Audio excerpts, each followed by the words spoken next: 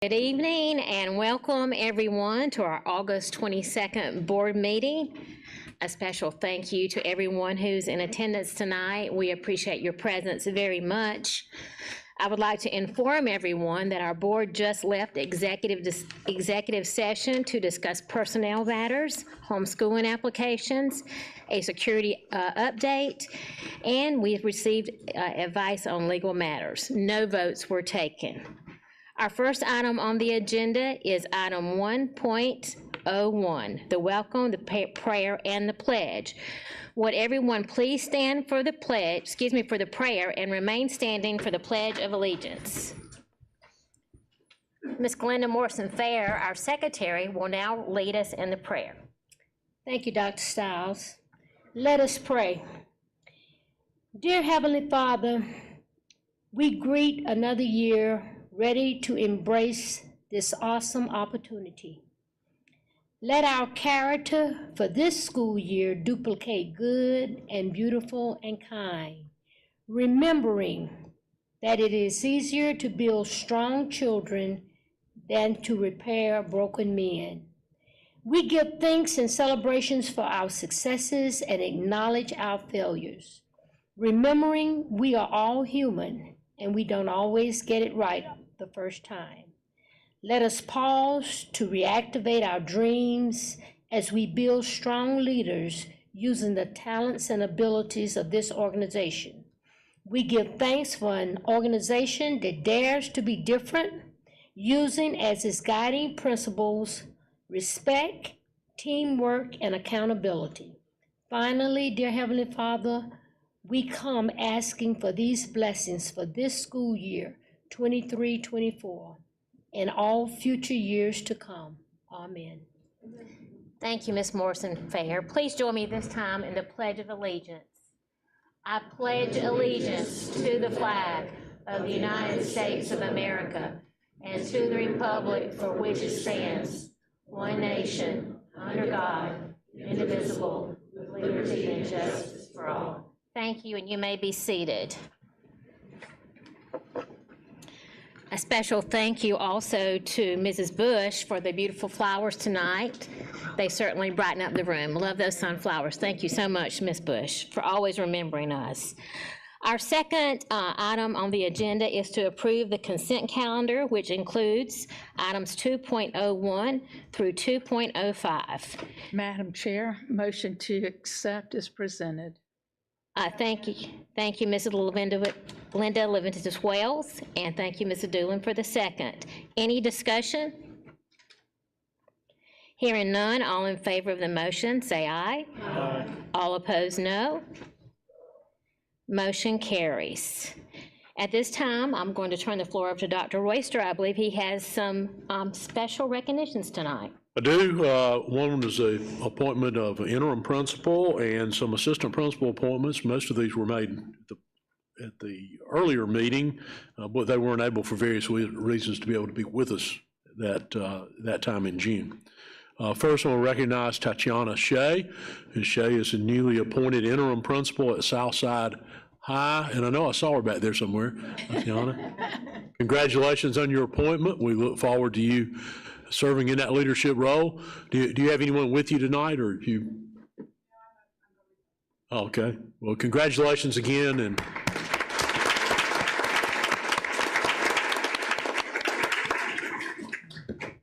you've got things well underway over there already. Now a few assistant principal introductions. Wes Dodgens, Woodmont High. Wes, congratulations. Do you have someone accompanying you tonight? I do. Welcome to you as well. Kristen Bell, he's Academy Assistant Principal. Kristen, welcome. Congratulations. Do you have anyone with you tonight? Yes, I have my parents. Great. I'm glad they're with you. See you. April Camp, Grove Elementary School Assistant Principal. April, congratulations. I know you have Ms. Reese with you. Do you have anyone else with you? Very good. I'm glad to have you here as well.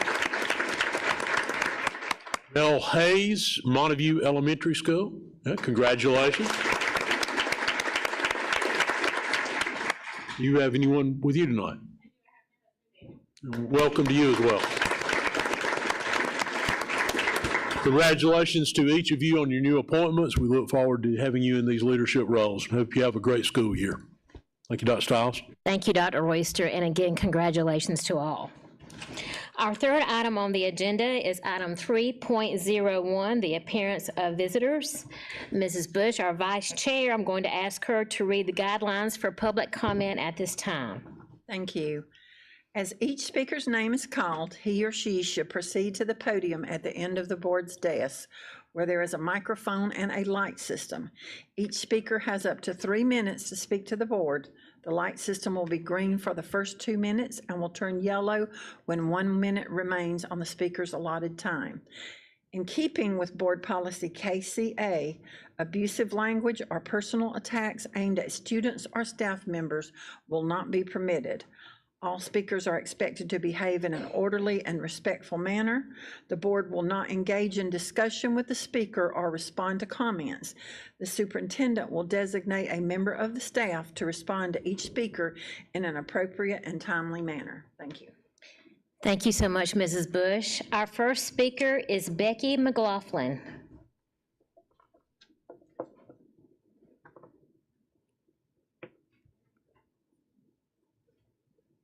Those are my lights. I'm Becky McLaughlin, a very recently retired math teacher. My objective in talking with you tonight is to give you kind of an in-house view of school in 2023 through the eyes of someone who walked into the classroom in 1973. And just a little bit about me, I was a freshman at Furman in 1968, a century ago, and most of my career was spent in Palm Beach County, but when my husband and I moved here 20 years ago, our adult children followed us, which means I have 6 grandsons in the Greenville system. So you understand why I am very, very concerned and don't want to just sit down after 50 years of education. So one of the things that I want to talk to you about, and I hope to see you often, is teacher retention, because last year I know how many teachers we were missing. And because I was shoulder to shoulder with the young, mostly ladies, I know what their concerns were. I don't believe it's money. I don't believe the issue is low salaries. I may be wrong, but if I am, then perhaps compensation could be offered for committee chairmanships, coaching new teachers, and so on. But what I do believe the issue is time. When I compare the new homemakers and new moms of today with my time as a new mom and as a new teacher in 1973, the biggest issue I saw was how much time I spent at school doing meetings, and meetings are not always after school. Many of them are during our planning time, but planning time is precious. And if there was not enough planning time at school, then it was done at home. Some of the meetings, particularly the faculty meetings, are seem to have always been timed, and the time was filled, whether it was in order to disseminate information or not. Other meetings, grade level meetings, department meetings, hall meetings, parent conferences, community gatherings, IEPs, 504s, on track, SLOs, and a depth and pace for the very new teachers we hope to retain. All the time, we may have to consider that child care costs is no longer $50 a week. It's $300, an additional amount if they're staying after for a meeting. So I hope that I can highlight a few things that you may want to hear from me over the next few years, because I can't stay home. And but I would like a shout out for an affirmation for League Academy, who solved the problem of students with cell phones in 1 year and kept it solved. Thank you. Thank you, Ms. McLaughlin. Our next speaker is Mr. Terrell Brown.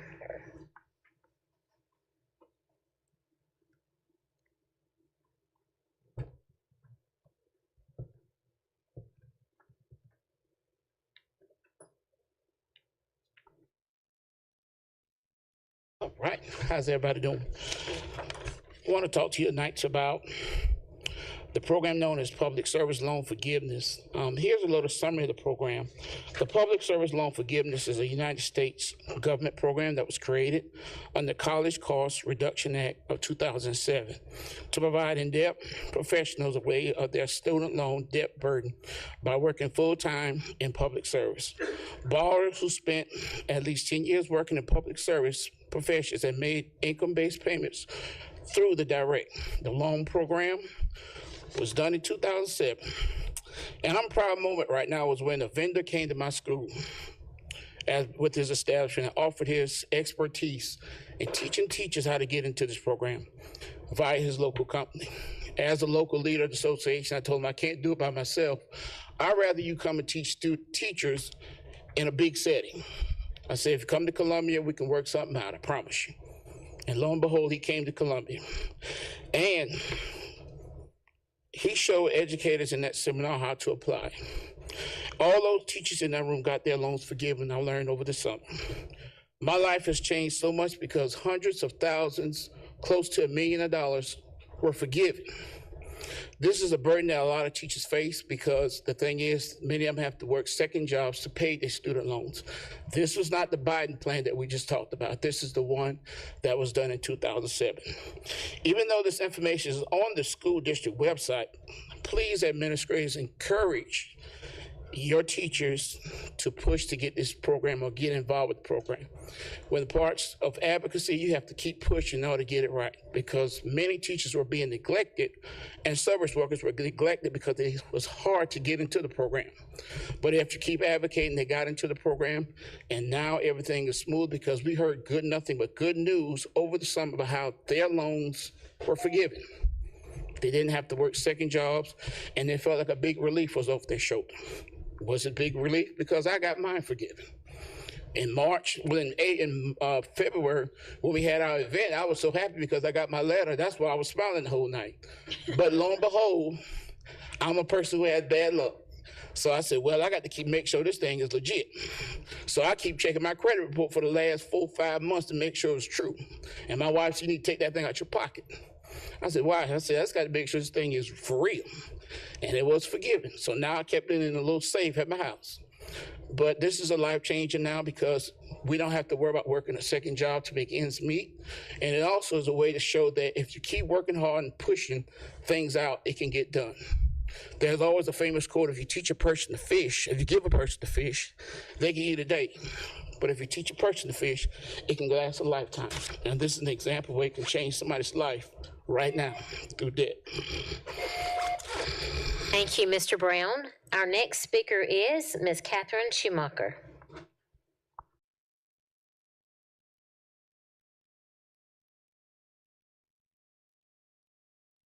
Good evening, everyone. I'm here tonight with my colleague, Keena Jennings, on behalf of the staff and board of Public Education Partners, with a message of thanks to all of you and to recognize 2 extraordinary educators who are making a difference not only in their schools, but for the future of teaching. Through our work, PEP is proud to elevate teachers with a particular focus on early career educators just coming into the field. We know that having an experienced mentor walking alongside a new teacher is enormously helpful to their success.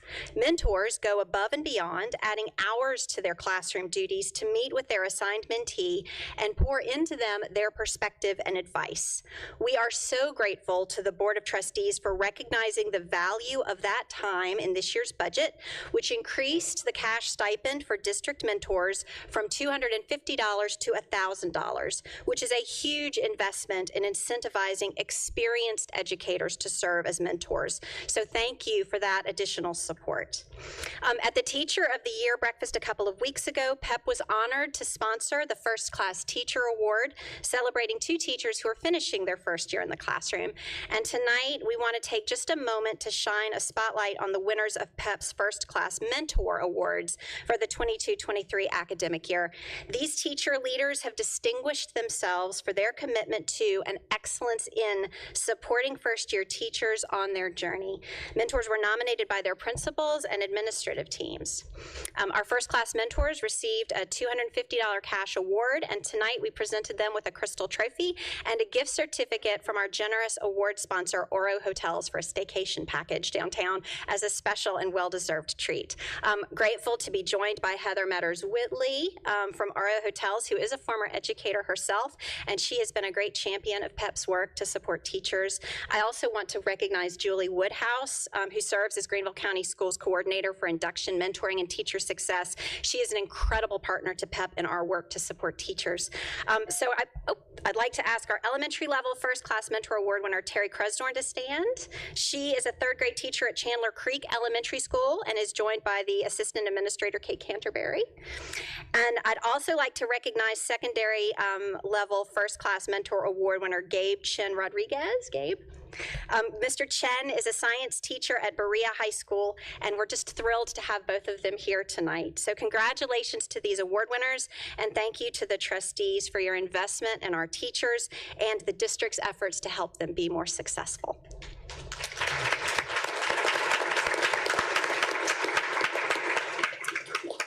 Thank you, Mrs. Schumacher, and congratulations to all. Our final speaker is Bobby Hines.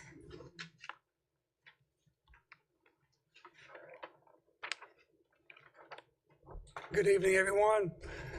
I've got some notes. I'm not a really good public speaker, so if you'll bear with me just a minute. I'm a Greenville native. I was born and raised here in Greenville, and I've seen it grow. I know Ms. Wells. I've seen it grow tremendously. The city, the county, and the school district. And the school, it has really been good. I went to Summit Drive Elementary School, Greenville Junior High School, Wade-Hampton High School, then I went to college at Gardner-Webb. And I'm speaking really just as a concerned citizen. I don't have any children in school. I do have grandchildren. I've got 5 granddaughters. But I was a real public school advocate for years. My daughter is 46. She went to Mitchell Road Elementary School, Greenville Middle, East Side, Clemson. 41-year-old son did the same thing. 28-year-old daughter, 32-year-old daughter, all went to public schools. But I think things started changing back when my daughter went to school. I recently got involved in a Big Brother, Big Sister program, and I've got a really cool young man at Hollis Elementary School. And I don't know if any of y'all have sat on a 3rd grade class at Hollis Elementary School, but it's interesting, to say the least. Really nice young kid, but I really feel like the children that I met are starting out behind the 8 ball. As you know, the school is mostly African American, mostly Hispanic. There are a few Caucasians, but just really kids that want to be children. And it was really refreshing to go through this program. I encourage men and women to get involved in that program. But my little guy, he has a difficult time. He's 3rd grade. He really can't read and write. And I asked the teacher, what will happen to him next year? Her response, kind of sheepishly, so he'll go to 4th grade. What does that mean? Am I done? Yeah, 1 minute. Oh, okay. So anyway, I think this is the tragedy. They're starting out behind the 8 ball. And I know all schools aren't like that, but I know Hollis seems to be like that. With low reading skills and low math skills and probably no job and probably no college. Maybe, we've got 15 gangs in Greenville. I'm on the Police Foundation Board, and we've got a lot of gangs in Greenville. We're living a little bubble. He may be in one of those gangs. He's starting out in that direction, and it really concerns me. And we just can't keep pushing these children through the system. I don't really know how it works, but the federal government gives us money for graduation rates. I've heard that. I know there's a limit on how old somebody can be in high school, which is probably a good thing. But something's got to happen with these children that are starting out behind the 8 ball. Am I done? Anyway, thank you for your time, and I appreciate what you do. I want to finish with thanking the board for serving, and I do appreciate that. Thank you. Thank you so much. Our 4th item on the agenda is item 4.01, the superintendent's report. And Dr. Royster, I'd like to turn the floor to you at this time. Thank you, Dr. Stiles. I believe Ms. Fitzer's pulling that up now. Now, for years and years, going back to when I was in school even, one of the things that people talked about on the first day of school, the teacher would ask you, what did you do over the summer? So we've traditionally, this time of the year, shared a little bit with the board and the public what we did over the summer.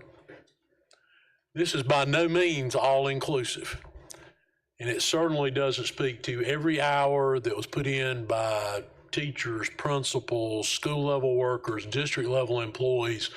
This is just sort of a big picture. If you look at facilities, completed 7,000 work orders, replaced or refinished, replaced being total floor replacement, refinishing, thinking about a gym floor being refinished, 306,000 square feet of flooring, refurbished 23 gym floors, painted 867,000 square feet of surfaces, put new roofing on 308,300 square feet, replaced, full replacement, 3 HVAC systems, completed 4 construction projects, continued supervising 2, and commenced 7 more. Updated and upfitted 19 portables. Completed 11 ADA compliant playground upgrades. Reconditioned 5 tracks, that is, resurfaced that artificial surface on the track. Similar with tennis courts, resurfacing the artificial surface over the asphalt on tennis courts. Reconditioned 7 areas of asphalt, parking lot areas, driveways. Completed and opened the CTE Innovation Center. Completed the weight rooms and new multi-purpose gym at Eastside Weight Room and multi-purpose gym at Malden. Began construction at Ellen Woodside, Fort Shoals, Mountain View, Simpsonville, and Sioux Cleveland with elementary school additions. Began construction of the new elementary school on the site of the old J.L. Mann High School. Through custodial college, over 3 days, trained 640 building services employees. Transportation, recertified 600 drivers, aides, and subs with a total of 3,600 total training hours. Conducted new CDL bus driver training for 30 drivers and 13 coaches. Did 7 bus aids for special needs transportation training. Implemented a new state routing software, a new routing software that covers all the routes that we run in the district on a daily basis, and that's in excess, Adam, of 33,000 miles a day, 36,000 miles a day. You've seen probably in the news some places where rerouting did not go smoothly. In this situation, although it was not a rerouting, it was an implementation of new routing software. We, in fact, did reroute the entire district about 12 or 13 years ago. Our transportation staff made calls to the parents of 27,000 bus riders to inform them of the stop location and the approximate time for pickup, drop-off in those locations. Food Nutrition Services, they completed ServSafe certification for assistant managers. That was 70 employees at 490 hours. 165 managers were involved in 1,155 hours of back to school in service. All the while, they also served 141,536 meals over the summer. ETS, help desk tickets submitted and closed, i.e. a request similar to a maintenance work order, but a work order for a computer repair, 7,423. Reviewed 710 technology requisitions. Installed backup wireless cellular devices in 56 schools. Reached a 99% completion rate of Wi-Fi replacement in all schools. Installed, tested new education apps in ClassLink, 83 of those. implemented online enrollment for 4K students. They also had a part in the installation of the new transportation routing software system, completed network connections to high school press boxes to extend our Wi-Fi coverage into our stadiums, and placed 69,967 Chromebooks in service for start of school. Human Resources processed 1,028 hires or rehires. Transfer, they processed 1,279. Processed 1,066 separations for active employment. Did 2 sessions of training for secretaries. 2 sessions of information on paid parental leave. As you all know, there was a significant change to that this year. Finance issued 5,601 teacher supply checks, conducted benefits and retirement enrollments for 1,069 new employees, transferred benefits, processed those transfers for 193 employees, processed 200 employee retirements, loaded 18,115 general fund budget accounts with the FY24 budget, and performed 5,526 new hourly rate calculations for 28 salary schedules. Staff and leadership development, you saw a pretty intensive presentation on this at the Committee of the Whole, but conducted 1,090 professional development sessions, conducted an induction institute for 314 first-year teachers, 205 second-year teachers, provided and prepared 14 mentors for new principals and 36 mentors for new assistant principals, conducted a 15-day GATE Teacher Institute with their coaches for 99 new GATE teachers, trained 137 new teacher mentors, and conducted training and observation and evaluation of teachers for 128 teachers and administrators, conducted various opportunities and development for new principals and directors to start the year for 15 individuals. Safety and security, hired 2 additional Evolve techs to accompany the additional Evolve systems to schools, had 88 teachers and administrators trained in active shooter scenarios, live training, not online training, in partnership with the Greenville County Sheriff's Office. The 131 members of the District Emergency Response Team participated in the District Emergency Response Team reunification training, on-site, in-person simulation, day-long training for those 131. They also monitored the compliance of 11,000 employees, completing online active shooter training tailored to their individual positions in the school district. The Superintendent's Leadership Summit, which is the kickoff for our principals and district leadership team for the year. You see the message there. Team strong, bringing your best. Recognizing your strengths and the strengths of your team. Avoiding assumptions or taking actions without clear understanding. Calling on others to check your thinking. Decisive and confident, but as a product of quality thinking. Collaborative decision making. And building the capacity of others by focusing on their strengths. All of which is aimed towards ensuring we continue to carry forth our mission of building a better graduate, as evidenced by a larger number of our students attaining either college credit or industry certification or both, along with their diploma. We don't yet have the numbers to close out the 22-23 school year, but we have every reason to believe that we will see yet another increase from the 61% of our students who graduated with one of those 2 or both in the 22 graduating class. Thank you for this opportunity to share with you some of our summer break work. And hopefully, and we also believe that those employees also took some opportunity to be with their family, to take a vacation, that they squeezed in between all these activities to make sure we were fully prepared to start the year and to start day one, hour one, with instruction to make sure our students get everything they need to get to attain what they need to attain. Thank you. Thank you so much, Dr. Royster. That was absolutely amazing. Just incredible, all those accomplishments. We'd like to say thank you to you for your leadership, and also a special thank you to all the faculty and various staff members who worked so hard and accomplished so much during the summer. We thank you. Thank you.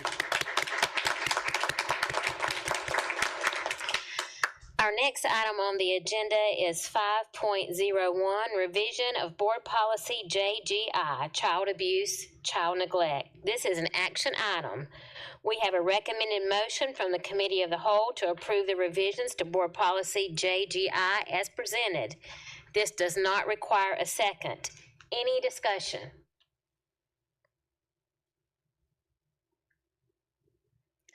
No discussion, then we'll move forward. Hearing none, we have a motion to approve the revisions to board policy JGI as presented. All in favor of the motion, say aye. Aye. All opposed, no. The motion carries. Our next action item is 5.02, Duke Energy Carolinas LLC easement at the new elementary school on the old J.L. Mann High School site at 61 Isabel Lane. We have a recommended motion from the Committee of the Whole to approve a utility easement as requested by Duke Energy at the new elementary school at J.L. Mann High School site. This does not require a second since it's coming from the Committee of the Whole. Any discussion? No discussion? Hearing none, all in favor of the motion say aye. Aye. All opposed, no. Motion carries. This concludes our action items. Our next item on the agenda is 6.01, committee/liaison reports. Mr. Sailors has an update for us from the Advocacy Committee. Mr. Sailors. Thank you, Madam Chairman. Ladies and gentlemen, we will be having our next Advocacy Committee meeting on the evening of October the 24th, which is the same as our October board meeting. For those of you that have taken a look at our September schedule, it's pretty packed, and the Planning and Demographics Department is working to finalize the information that we requested from them. So we figured that the October date would be the most applicable from a time standpoint to give them an opportunity to complete the work related to uniform code. They have already contacted at least 6 communities that they're seeking information from to help us in addressing the efforts that we're working on. So if you look at the October 24th schedule, we have a workshop on test scores from 2 to 4:30, I believe, that day. So advocacy will meet following that at 4:30 to 5:30, again on the 24th of October. Thank you. Thank you, Mr. Sailors, and thank you for the outstanding job you do with the Advocacy Committee. Do we have any other committee updates? Okay, Ms. Morrison-Fair. Thank you, Dr. Stiles. I would just like to report on the SCSBA Regional Advocacy meetings. Please save the date on your calendars for the upstate region, which will be Thursday, October the 26th, and it will be at Roper Mountain Science Center. Our liaison also gave a copy to everybody on the board for the resolutions that we would like for you to rank your top 3 in order so that we can craft those strategies at the state level. Also, our law conference will be in Greenville next weekend and starts on Friday. So hopefully everyone will be able to attend. Thank you so very much. Thank you, Ms. Glenda Morrison-Fair, and thank you so much for involving the full board and giving feedback in those decisions. We appreciate that very much. Any other committee updates? Ms. Linda Levinas-Wells? Yes, Dr. Stiles. Ms. Glenda Morrison-Fair, is it this weekend? The conference is this weekend. It starts Friday. I believe that's correct. This Friday. This Friday. Correct. Yes, thank you. Any other questions or updates from committees? Okay, hearing none, we're going to move on to our last agenda item, which is item 7.01, the monthly finance report. Dr. Royster, I will give you the floor at this time. As is normal operating, we don't have one for August. Thank you. You'll get that as a catch-up later on. Thank you so much. Any questions in regard to the finance reports or anything? Okay. Hearing none, this concludes our agenda items. Again, thank you everyone for your presence tonight. We certainly appreciate you for being here with us. Madam Chairman, Yes. make a motion that we adjourn this meeting. Second. We have a motion to adjourn and multiple seconds. All in favor, say aye. Aye. All opposed, no. Motion carries. You're dismissed. We hope everyone has a great evening.